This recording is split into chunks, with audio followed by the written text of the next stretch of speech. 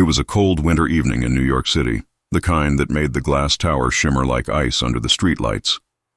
Inside one of the city's most luxurious restaurants, a table of powerful men sat surrounded by wealth, pride, and silence. They were dressed in suits worth more than most people's yearly salary, their watches gleaming with arrogance, and their words dripping with authority. At the head of the table sat Richard Wallace, the billionaire everyone feared, respected, and envied. He had built an empire from nothing. But tonight he was about to make a decision that would change his life forever. Before the waiter could refill the glasses, a young waitress, nervous yet strangely calm, leaned close to him and whispered words that made the entire world pause around him. "Don't sign that. If you believe that one act of kindness or courage can change someone's life forever, then please take a moment to like, comment, share, and subscribe to Kindness Thread, because stories like this remind us that compassion still exists, even in the coldest corners of power." Richard turned his head slightly, his sharp eyes scanning the young woman who had just dared to interrupt a billion-dollar deal. Her voice trembled, but her eyes didn't. The other men at the table sneered, amused by what they saw as a servant overstepping her place. But something in Richard's chest, something buried under years of greed and ambition, stirred. For the first time in years, someone wasn't afraid to speak to him. Not out of flattery or fear, but out of genuine concern. The waitress, whose name tag read Emily, quickly stepped back, realizing the weight of what she had just done. She tried to disappear into the background, her heart racing. She had seen the document while serving water, just a quick glance, but enough to notice something horrifying. The contract Richard was about to sign would lead to the closure of multiple small companies, one of which was the bakery her late father once owned. A bakery that had fed the neighborhood with warmth and kindness before the big corporation swallowed it whole. She couldn't let another family lose everything the way hers had. Richard sat silently, pen in hand, as the other executives urged him to sign. They reminded him of the profits, the expansion, the numbers, but their voices faded into a blur. All he could hear were those three words echoing in his mind. "Don't sign that!" He looked down at the paper. The numbers were dazzling, the promise of greater wealth intoxicating. Yet behind the ink lay countless lives.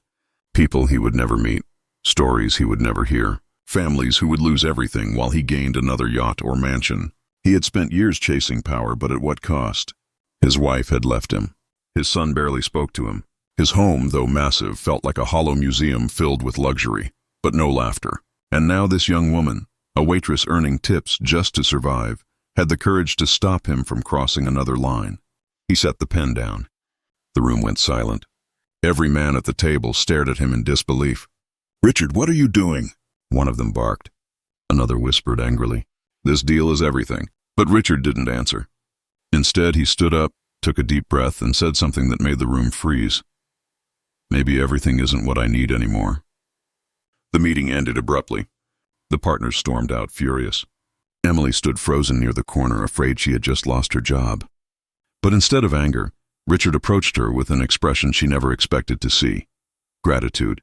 He asked her name softly, and she told him, "Emily, just Emily." Over the next few days, Richard couldn't stop thinking about her words. He had built his empire on ruthlessness, but for the first time he questioned if success meant crushing others beneath it. He went through the files, reviewed the deal, and discovered that Emily had been right.